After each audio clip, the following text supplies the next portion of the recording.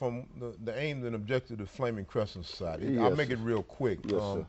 We are peacemakers who stand for the practice of nonviolence by the black community toward other blacks. We are not each other's greatest enemy.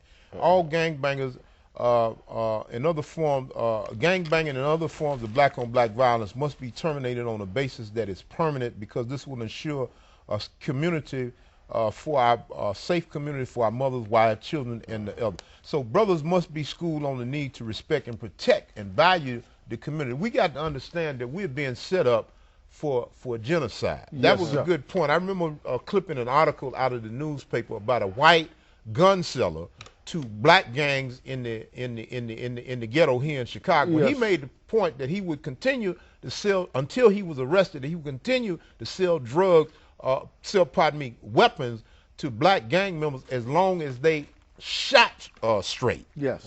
So we understand what he meant.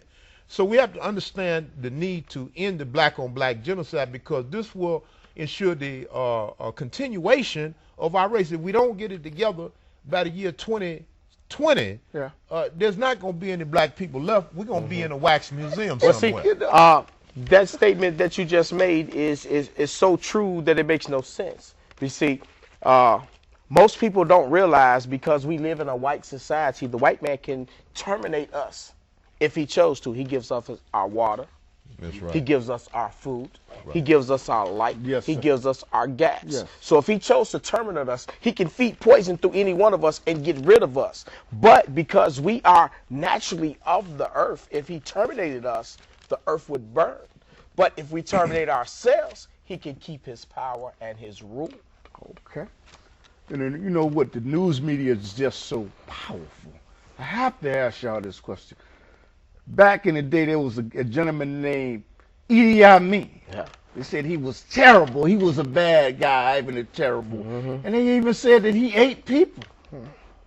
He was a vegetarian. How can we let the news media fool us about Idi Amin? You were discussing that. Let me say this here about the nature of the media. The word media, I listened to a lecture several years ago, and the sister made some great connections. She pointed out that the word media, in Greek mythology, there was a sorceress by the name of Medea. Yes, sir. In the story of Jason and the Argonauts. And Medea used witchcraft in order to kill a rival for the love of Jason. So she pointed out that the reason why they refer to it as the media is because they use sorcery and witchcraft on the minds of black people. Now, why did they call it Hollywood? That's because Hollywood represents the magic wand of Merlin the musician, magician, and how they use the movies and film in order to throw magic over the eyes Yes, sir. and the mentality of the masses of the people in America. So this is something that we need to understand. And that is that the media is a device on the part of the power structure in order to use subliminal seduction and mind control to dominate and control and enslave the minds of the masses of the people. Wow. We got 2 minutes. 2 minutes left. I had to ask both of you gentlemen, if New World Order does come, and as he said, they could cut off the water, they could cut off the food, what do we do? Unify. Communications Even with your The black man's communication skills are so strong that back in the days when we were enslaved, we were able to communicate without words. What do we do? Your opinion.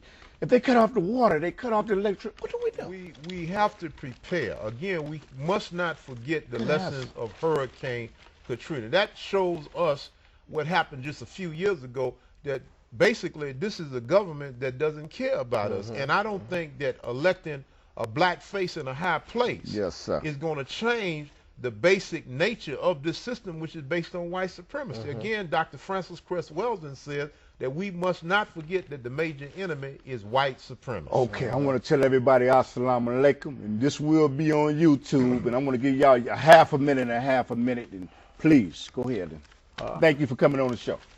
I'll just say peace and blessings to all my black men. It's time for us to wake up. You know, the black man has the power without the knowledge to take over ourselves. But without unity, we can't survive. Okay. I just want to thank my brother Clifton Bradley for allowing me to be on the program. I want to close out by saying that there must be a special effort and program to uplift the women in the black community, because the women are the first teachers.